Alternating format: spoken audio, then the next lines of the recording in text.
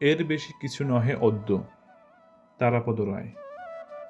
রবীন্দ্রনাথের রসবোধ ছিল অতি উচ্চমানের, শুধু খাপছাড়া বা ব্যঙ্গকৌতুক নয়, কিংবা ওই জাতীয় আপাত হালকা রচনা নয়।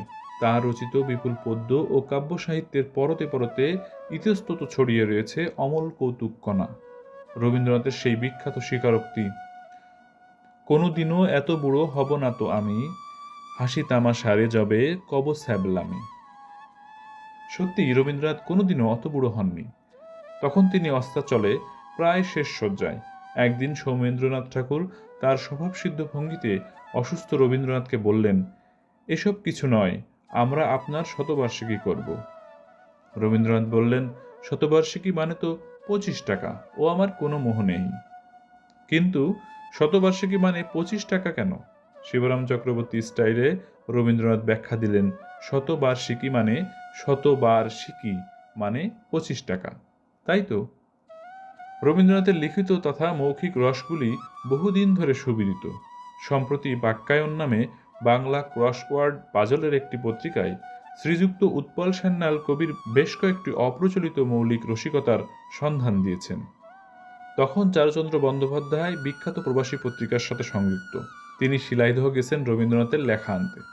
রবীন্দ্রনাথ রয়েছেন পদ্মার ওপারে বজরায়।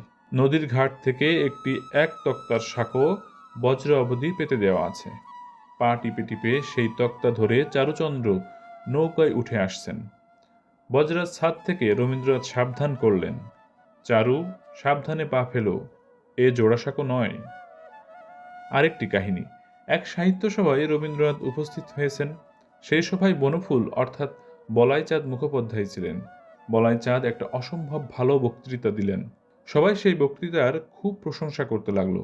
রবীন্দ্রনাথ বললেন, বলাই তো ভালো বক্তৃতা করবেই, বলাই তো ওর কাজ। অটোগ্রাফ শিকারীদের কাছে পরম লোভনীয় আকর্ষণীয় ছিল রবীন্দ্রনাথ ঠাকুরের স্বাক্ষর। রবীন্দ্রনাথের অনেক কাব্যকণিকা রয়েছে এইসব অটোগ্রাফারদের সঙ্গে। পরবর্তীকালে যেগুলো স্ফুলিঙ্গ কাব্যগ্রন্থে অন্তর্ভুক্ত হয়েছিল।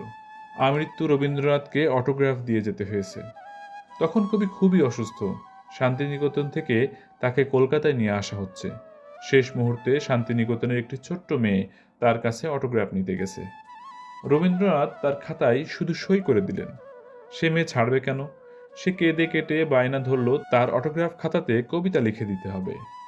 রবীন্দ্রনাথ তখন সেই অটোগ্রাফ খাতায় তার সইয়ের পাশে লিখলেন, মোর কাছে চাহো তুমি পদ্য, চাহিলেই মিলে কি তা সদ্য, তাই আজ লিখিলাম শুধুই নিজের নাম, এর বেশি কিছু নহে অদ্য।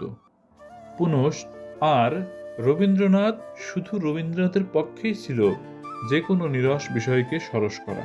ছন্দ ব্যাকরণের আলোচনায় উদাহরণ দিতে গিয়ে একমাত্র রবীন্দ্রনাথই উপহার দিতে পারেন, পাতলা করে কাটো সখী কাতলা মাছটিরে।